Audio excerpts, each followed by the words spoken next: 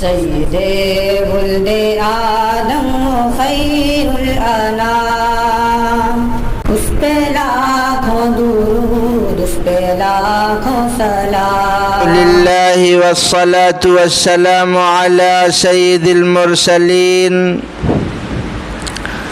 وعلی آلہ واصحابہ اجمعین، اما بعد فاعوذ باللہ من الشیطان الرجیم، بسم اللہ الرحمن الرحیم۔ وَكَذَلِكَ جَعَلْنَاكُمْ أُمَّةً وَسَطًا لِتَكُونُوا شُهَدَاءَ عَلَى النَّاسِ وَيَكُونَ الرَّسُولُ عَلَيْكُمْ شَهِيدًا۔ صدق اللہ العظیم۔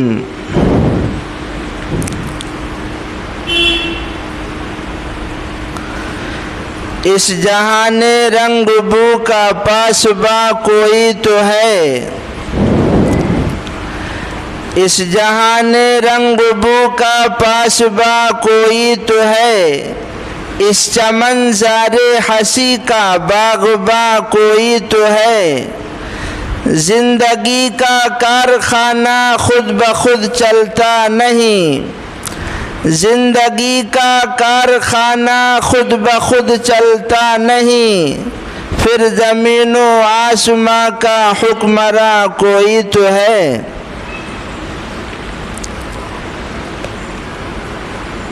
میرے محترم بزرگوں اور دوستوں،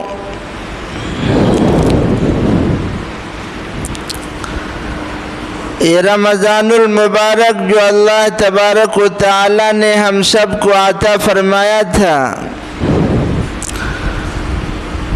یہ بابرکت مہینہ تھا جو ہم سے رخصت ہو گیا۔ اب اس رمضان المبارک کے مہینے میں ہم نے کیا سیکھا، کیا نصیحت حاصل کی، وہ اصل ہے۔ روزہ رکھ لینا، تراویح پڑھ لینا، یہ اصل کمال نہیں ہے۔ کمال یہ ہے کہ رمضان کے بعد کی زندگی پہ ہمارے رمضان کا کچھ اثر ہوا کہ نہیں ہوا، یا یوں ہی پہلے کی طرح پھر ہماری زندگی اسی نہج پر آ گئی۔ یہ لمحہ فکریہ ہے، غور کرنے کا مقام ہے۔ اللہ تبارک و تعالی نے جو ایمان کی دولت ہم سب کو عطا فرمائی ہے، یہ بڑی قیمتی دولت ہے۔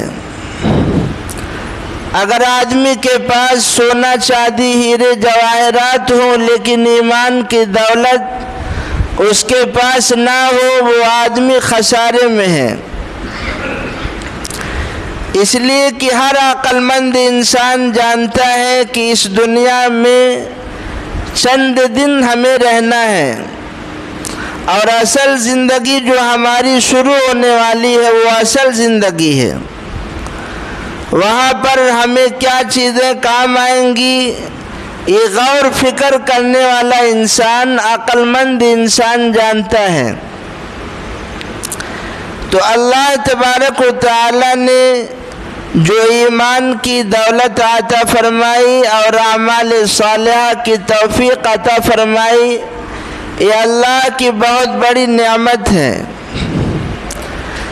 قرآن پاک میں اللہ تبارک و تعالی نے اس امت کا دو وصف بیان کیا۔ ایک تو فرمایا وَكَذَلِكَ جَعَلْنَاكُمْ أُمَّةً وَسَطًا، کہ اس امت کو اللہ تبارک و تعالی نے امت وسط بنایا، اعتدال والی امت، افراط و تفریط سے پاک امت اللہ نے یہ امت بنایا۔ دوسرا فرمایا کہ اللہ تبارک و تعالی اس امت کو کل قیامت کے دن بطور گواہ کے کھڑا کریں گے، یہ امت گواہی دے گی، اور پھر اس امت کی گواہی جناب محمد الرسول اللہ صلی اللہ علیہ وسلم دیں گے۔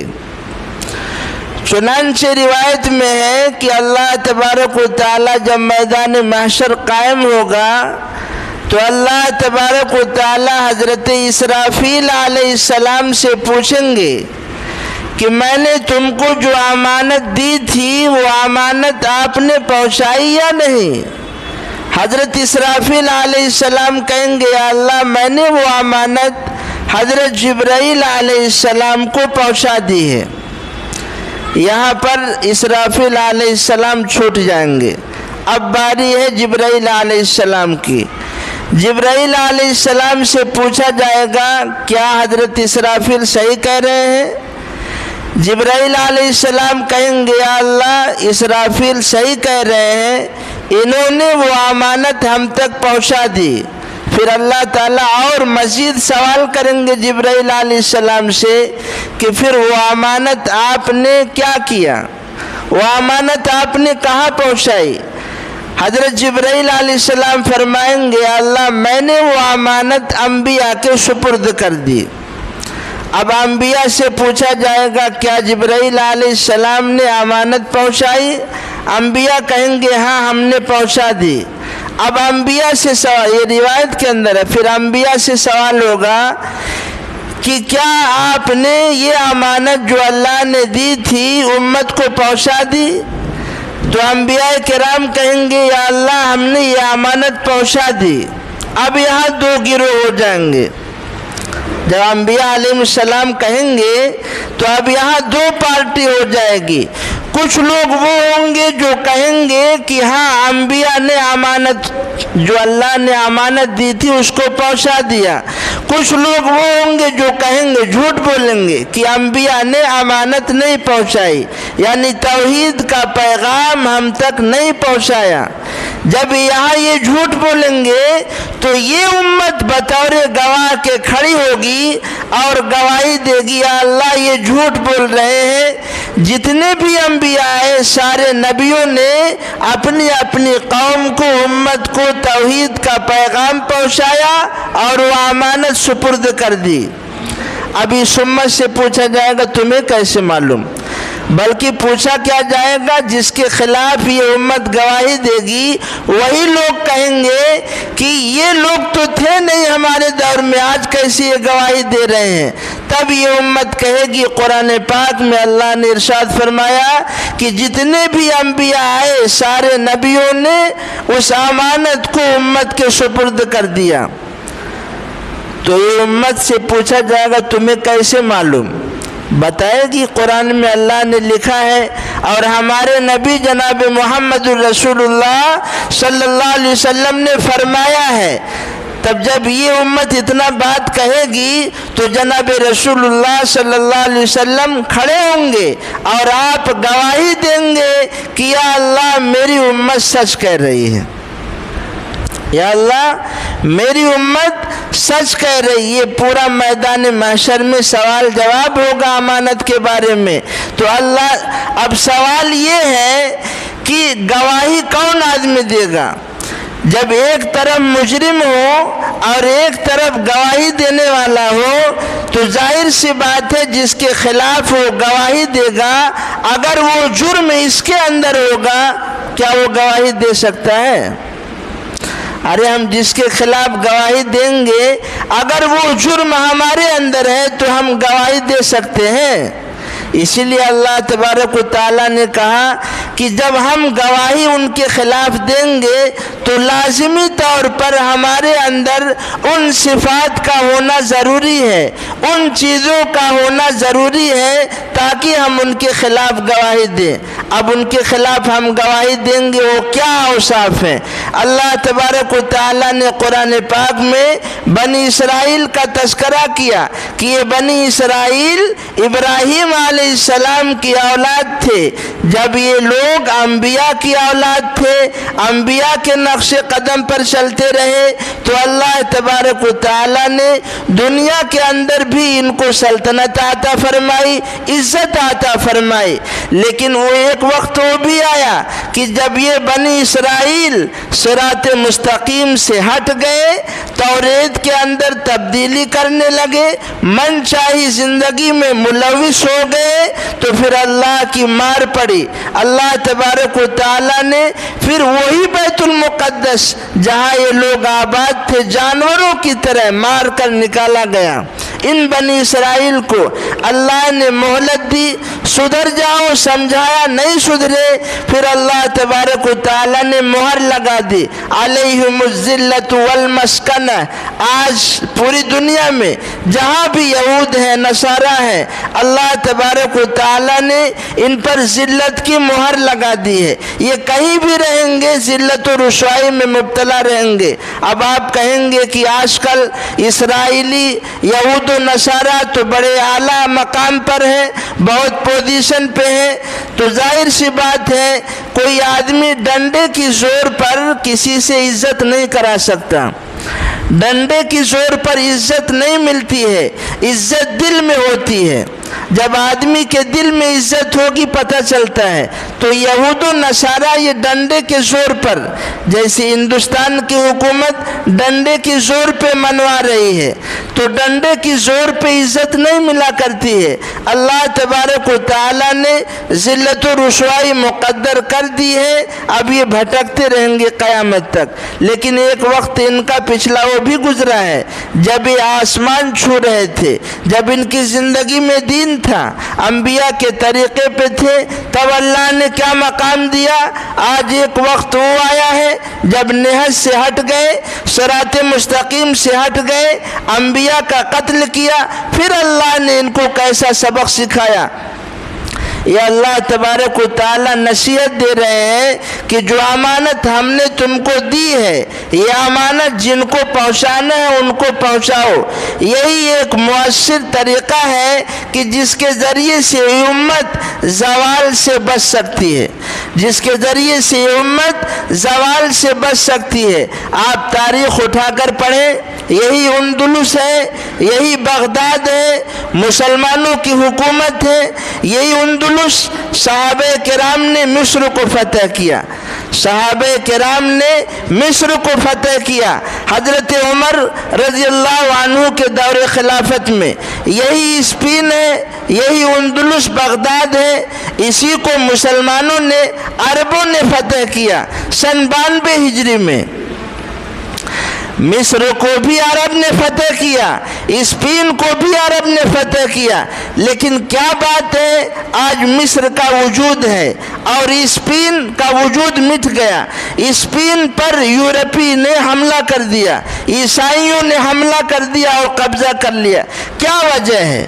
صحابہ کرام نے وہ بھی فتح کیا، عربوں نے وہ بھی فتح کیا، عربوں نے یہ بھی فتح کیا، لیکن مصر کے اندر جو فتح ہوا ہے تو ان لوگوں نے اپنے آپ کو عرب بعد میں کہا، پہلے ان لوگوں نے اپنے آپ کو اسلام کا سپاہی کہا، اپنے آپ کو داعی کہا۔ آج ہم مصر کے اندر دیکھیں، زبان عربی، کلچر عربی، رہن سہن عربی، سارا عربیوں سے ملتا ہے۔ ہمارے دوست بھی مصر کے ہیں، ہماری ملاقاتیں ہیں، تو یہ مصری لوگ اپنے بالکل عرب سے مل گئے۔ اپنے آپ کو انہوں نے بعد میں رب رکھا، پہلے اپنے آپ کو کیا رکھا؟ اپنے آپ کو پہلے اسلام کا داعی سمجھا۔ آج مصر باقی ہے، سیاسی حالات اتنے مضبوط نہیں تھے، یہاں نظریے کی قوت تھی، یہاں پر مذہبی قوت تھی مصر کے اندر، لیکن یہی اسپین ہے جو 92 ہجری میں عربوں نے جو فتح کیا، یہاں پر سیاسی طاقت تھی۔ 92 ہجری میں فتح ہوا ہے اور 896 ہجری تک مسلمانوں کی حکومت رہی ہے اسی اندلس میں۔ ایک وقت وہ تھا جب ان کا سکہ بچتا تھا، عبد الرحمن الثالث 300 ہجری میں یہ وہاں کا حکمراں بنا ہے۔ اس وقت جب بالکل یہ اندلس اور اسپین یورپ کے ہاتھ میں جانے کو تیار تھا، گویا اس ملک کا زوال ہونے کو تھا، ایسے موقع پر بات ذرا سمجھیے گا، تاریخی بات ہے، ایسے موقع پر عبد الرحمن الثالث 300 ہجری میں کرسی پر بیٹھتا ہے اور 350 ہجری میں اس کا انتقال ہوتا ہے۔ اس نصف صدی عرصے میں اس نے وہ ترقی دی ہے اندلس کو کہ یورپ پر غالب آ گیا، گویا اس وقت کی سپر پاور بن گیا۔ آپ اندازہ لگائیے، عبد الرحمن الثالث کی بیگم زہرا، یہ زہرا ایک عورت تھی، اس کی عورت تھی بیگم، اس نے اپنے محل اپنی بیوی کے نام پر ایک محل بنوایا اسپین کے اندر۔ کیسا محل؟ آپ سوچتے رہ جائیں گے، یہ لال قلعہ، یہ تاج محل، یہ کچھ بھی نہیں ہے۔ ایسا محل بنوایا جس میں 15,000 دروازے، 15,000 دروازے، 10,000 مزدوروں نے اس میں کام کیا، اور 25 سال کے عرصے میں وہ محل تیار ہوا۔ بالکل ایسا محل کہ ایک شہر آباد ہو جائے۔ لیکن اتفاق ایسا، یہ محل آباد ہوا، ادھر عبد الرحمن الثالث کا انتقال ہو گیا، اس کی بیوی بھی چلی گئی۔ سیاسی بل پر یہ لوگ یورپ پہ غالب تھے، بالکل علم تھا، بڑے بڑے علماء، جنید بغدادی جیسا فقیہ اور مجتہد اور صوفی بزرگ اور ولی اس سرزمین پر پیدا ہوا، علماء تھے، کام ہو رہا تھا، محنتیں ہو رہی تھی، لیکن حکومت جو اپنا شکنجہ کشتی تھی یورپ پر، وہ اس کو اپنا حریف سمجھتی تھی۔ دین کا پیغام، توحید کا پیغام ان کے پاس وہ لوگ لے کر نہیں گئے، جس کے نتیجے میں ادھر عبد الرحمن الثالث اور اس کی بیگم کا انتقال ہوا، ادھر یورپیوں نے اسپین پر حملہ کر دیا، اور یہی 15,000 دروازہ، اتنا بڑا محل ان لوگوں نے تہہ تیگ کر دیا، ملیا میٹ کر دیا، زمین میں اس کو ملا دیا، اس محل کو۔ آج اسپین کی جامع مسجد قرطبہ اس کی گواہی دیتی ہے کہ یہاں پر مسلمانوں کی 800 سالہ حکومت تھی، مسلمان یہاں پر حکومت کیے۔ کیسے لوگ تھے یہ؟ جب معاشرے کے اندر برائی آ گئی، تاریخ میں لکھا ہے کہ یہ لوگ عید کی نماز پڑھنے نکلتے تھے، بادشاہ اور اس کے ساتھ رعایا عید کی نماز پڑھنے جب نکلتے تھے تو ساتھ میں لاؤ لشکر ہوتا تھا، فوجیں ہوتی تھی، لیکن اتنا عیاشی کرتے ہوئے جاتے تھے کہ عیدگاہ پہنچتے پہنچتے مغرب کا وقت ہو جاتا تھا، عیدگاہ پہنچتے پہنچتے مغرب کا وقت ہو جاتا تھا۔ اب بیچ کی نمازیں کہاں گئی؟ ظاہر سی بات ہے، عید کا کب وقت ہوتا ہے ہر آدمی جانتا ہے، مغرب کا وقت ہو جاتا تھا، اور مغرب کے بعد عید کی نماز ادا کی جاتی تھی۔ یہ عیاشیاں تھی، ان کی کوتاہیاں تھی، اور ہم اتنی دور کیوں جائیں؟ اتنی دور ہم کیوں جائیں؟ اپنی اسی انڈیا کے اندر جب یہاں پر مغلوں کی حکومت تھی اور انگریز نے مغلیہ سلطنت کا خاتمہ کر دیا، تو یہاں پر اس سے پہلے کے حالات کیا تھے؟ مورخ لکھتا ہے کہ معاشرے میں خرابی ہو گئی تھی، معاشرے میں برائیاں جنم لے رہی تھی، عیاشیاں دن بدن زور پکڑ رہی تھی، جس کے نتیجے میں اللہ نے ان سے سلطنت کو چھین کر دوسروں کے ہاتھ میں دے دیا۔ یہی مصر ہے، اللہ تبارک و تعالیٰ نے صحابہ کرام کے ذریعے سے فتح کیا، لیکن انہوں نے اپنا کلچر قائم رکھا، اپنا رسم مذہبی رسومات، اپنی زبان تک کو انہوں نے محفوظ رکھا۔ آج دیکھیے جغرافیائی حساب سے آپ کو نقشے میں مصر دکھے گا، اندلس بھی دکھے گا، لیکن جو بات مصر کی ہے وہ بات اندلس کی نہیں ہے۔ یہی اندلس ہے۔ اپنے اسلام کے اندر اہل کتاب سے شادی کی اجازت ہے۔ اہل کتاب یہود و نصارہ جو اہل کتاب ہیں، ان کی عورتوں سے ہم نکاح کر سکتے ہیں۔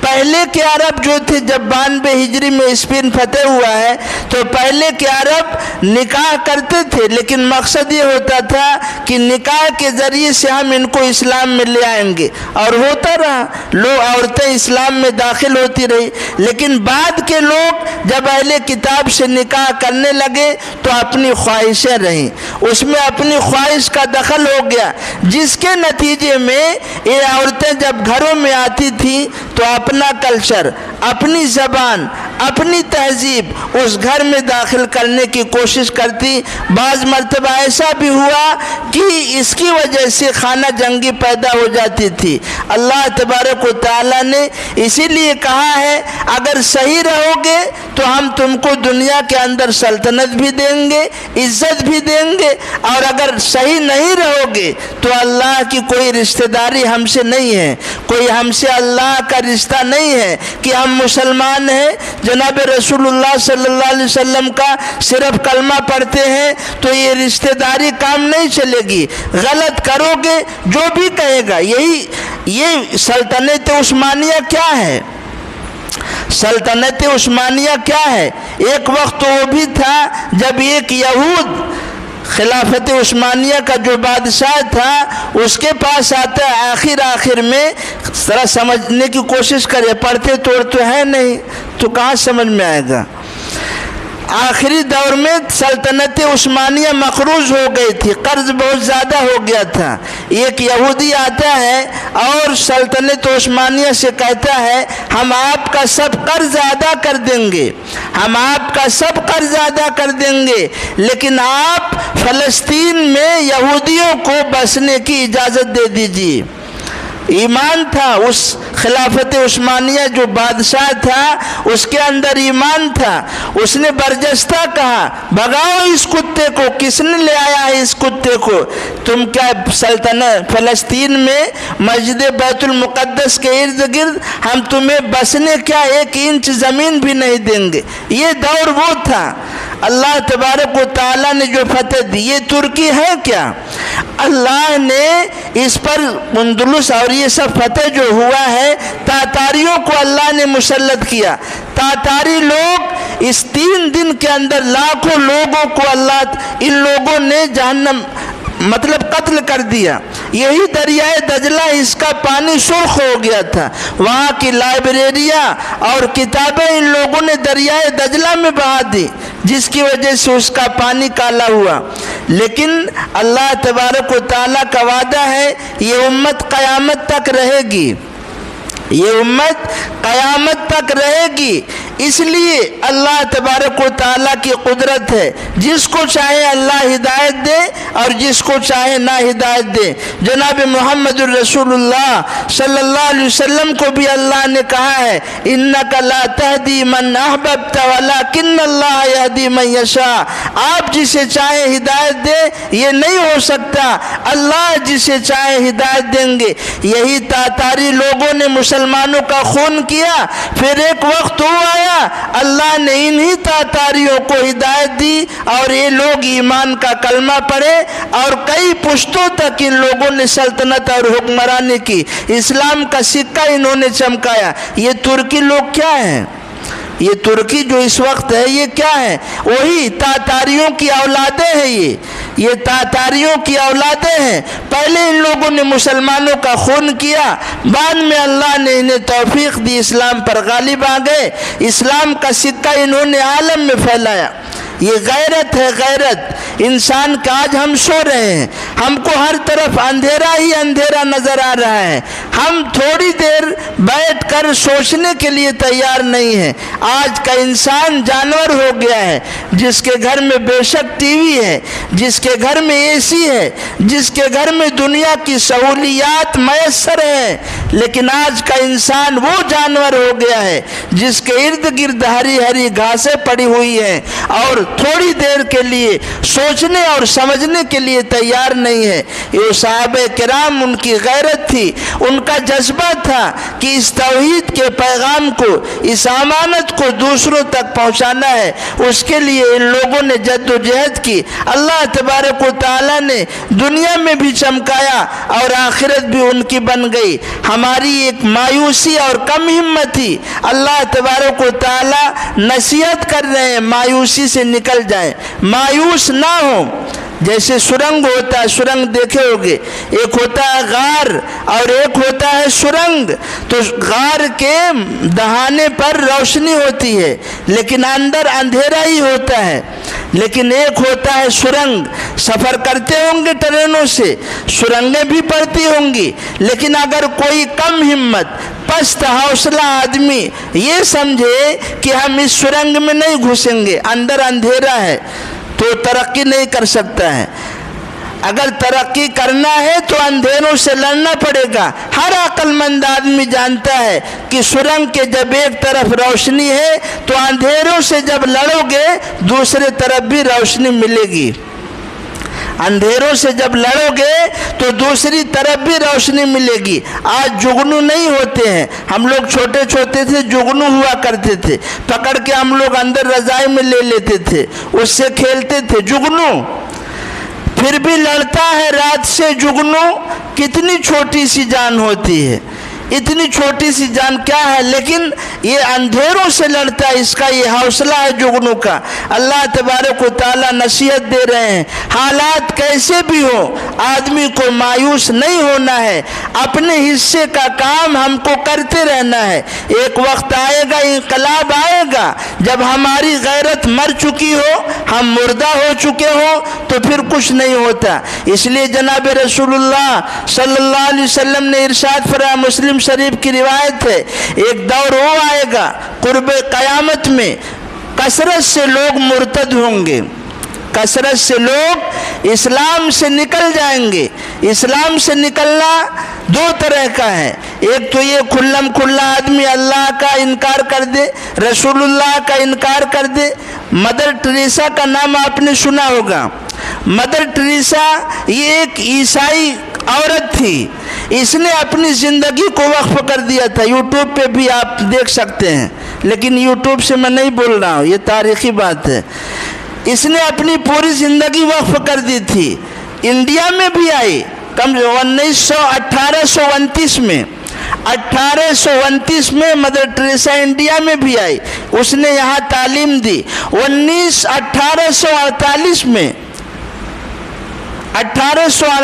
میں جب یہ کلکتہ کا سفر کرتی ہے تو کلکتہ میں بھوک مری کی وجہ سے بہت ساری جانیں چلی گئیں.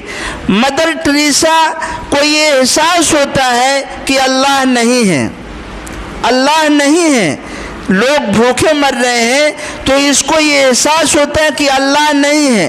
اور اس کا یہی احساس, خدمتیں اس کی بہت ساری ہیں, نوبل انعام بھی اس کو ملے, لیکن یہ مرتے دم تک اس کو یہ احساس یہی رہا کہ اللہ نہیں ہے.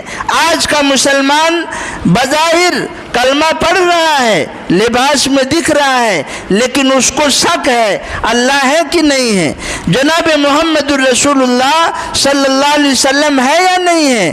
آدمی کھلم کھلا انکار سے بھی کافر ہو جاتا ہے, عقائد و اعمال میں ملوث ہونے سے بھی آدمی کافر ہو جاتا ہے. یہاں تک کہ حضرت تھانوی رحمۃ اللہ علیہ نے لکھا ہے, ان عقائد پر جس پر اسلام کی عمارت کھڑی ہوئی ہے, ذرا سا بھی شک اور شبہ سے آدمی ایمان سے نکل جاتا ہے.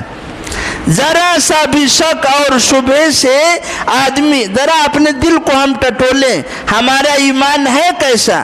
بہت سارے لوگ اللہ پر ایمان نہیں لاتے.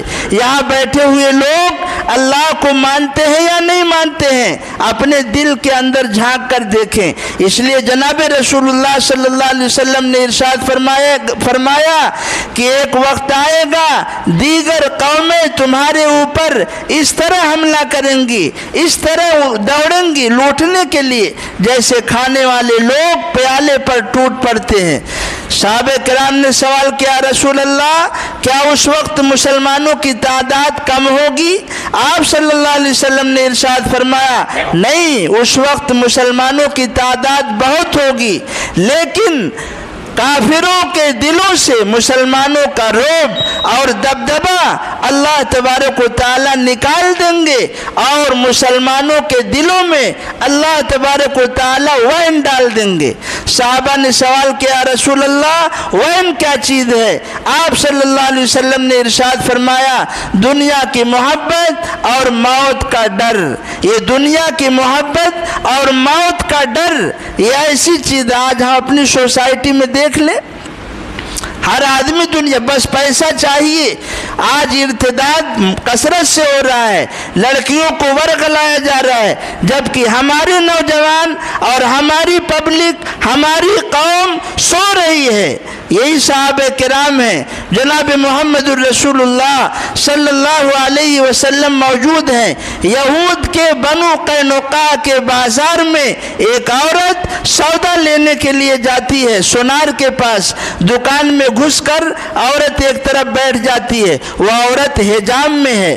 یہود آواز اٹھاتے رہے اپنی زندگی میں کہ عورتیں حجاب کیوں کرتی ہیں، حجاب یہ لوگ نہ کریں تاکہ ہمیں آنکھیں سینکنے کا موقع ملے، ان کا ہم مزہ لے سکیں۔ یہ عورت برقعے میں قید آ کر دکان کے ایک سائڈ میں بیٹھ جاتی ہے۔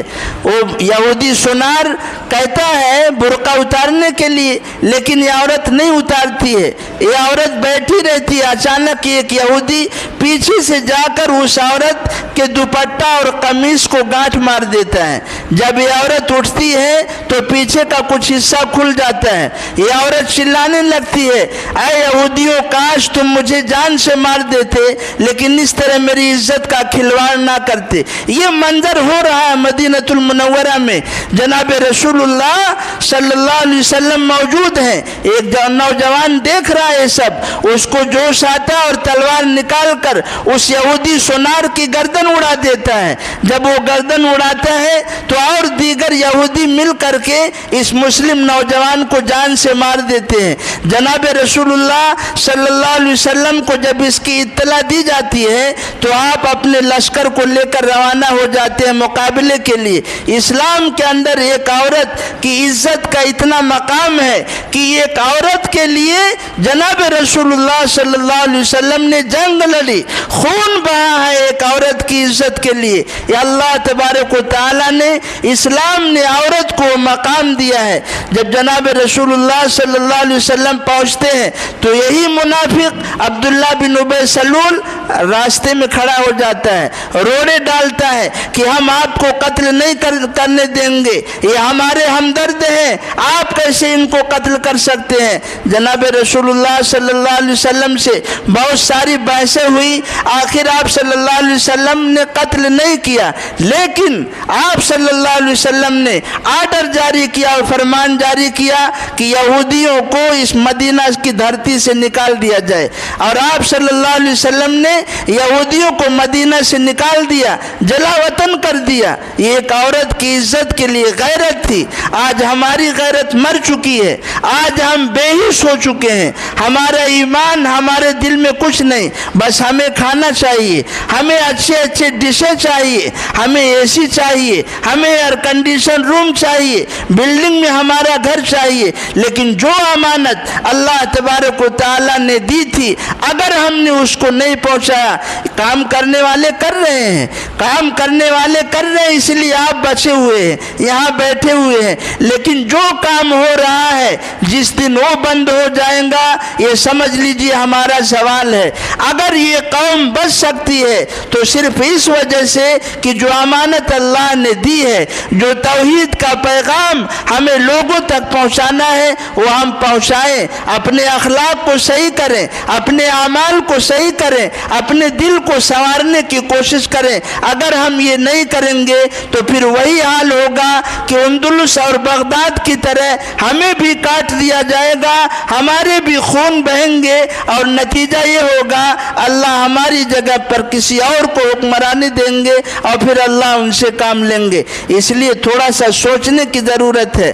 حالات بڑے ہی خراب چل رہے ہیں، اور دن بدن جو ہے لوگ اسلام سے نکل رہے ہیں. خود اپنے مسلمانوں میں بھی آستین کے سانپ پیدا ہو گئے. ہر جگہ آستین، مسجد کے ٹرسٹیوں میں، مسجد کے مقتدیوں میں، مسجد کے متولیوں میں بھی منافق ہے، مدرسوں میں بھی منافق، گھر میں بھی منافق، بازار میں ہر جگہ آستین کے سانپ پل رہے ہیں. جو یہاں کی رپورٹ وہاں دے رہے ہیں، ادھر سے ادھر لگا رہے ہیں. یہ آستین کے وہ سانپ ہیں کہ جن کے بارے میں حضرت حذیفہ بن یمان رضی اللہ عنہ کو جناب رسول اللہ صلی اللہ علیہ وسلم نے بتایا تھا، فلاں منافق ہے، فلاں منافق ہے، فلاں منافق ہے.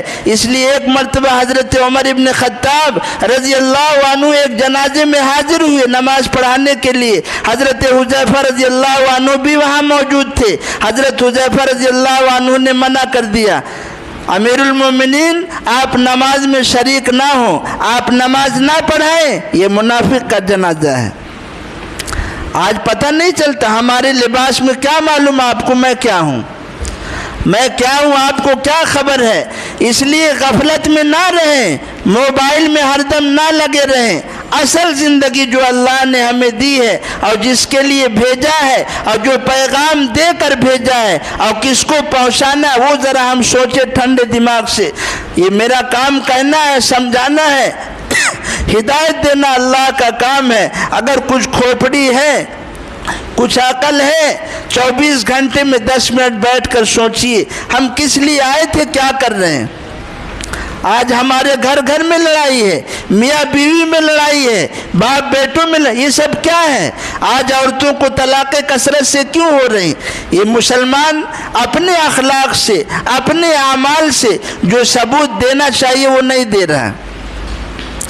آخر آئیڈیل کیا ہے؟ جناب محمد الرسول، آپ نے بیویوں کے ساتھ کیسا سلوک کیا، ماؤں کے ساتھ کیسا سلوک کیا، جس کے بارے میں جناب رسول اللہ صلی اللہ علیہ وسلم نے ارشاد فرمایا، خیرکم خیرکم لأہلی وانا خیرکم لأہلی.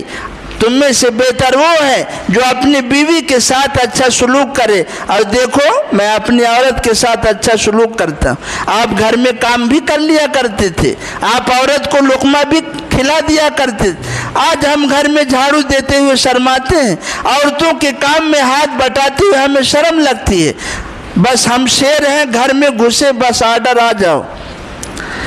یہ سب بے حیائی کی باتیں ہیں. یہ سب انسان کا ضمیر مر چکا ہے.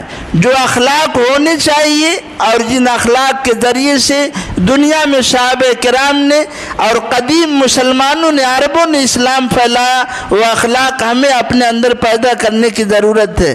بس انہی چند باتوں پر اس امید کے ساتھ اپنی بات ختم کرتا ہوں کہ ضرور 24 گھنٹے میں کچھ لمحہ بیٹھ کر آپ سوچیں گے، حالات کا جائزہ لیں گے، تاریخ پڑھیں گے، تاریخ سنیں گے، کیسے کیسے لوگ آئے اور دنیا سے چلے گئے.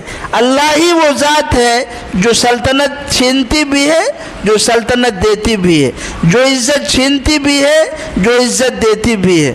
صحیح سے رہیں گے تو ٹھیک ہے، نہیں تو وہی ہوگا پھر جیسے ہمارے باپ داداؤں کے ساتھ ہوا. اللہ تبارک و تعالی اس امانت کو ادا کرنے کی توفیق عطا فرمائے. ہمارے اعمال کو، اخلاق کو اللہ صحیح فرما دے اور دین کی محنت کرنے والا بنا دے. وما علینا الا البلاغ.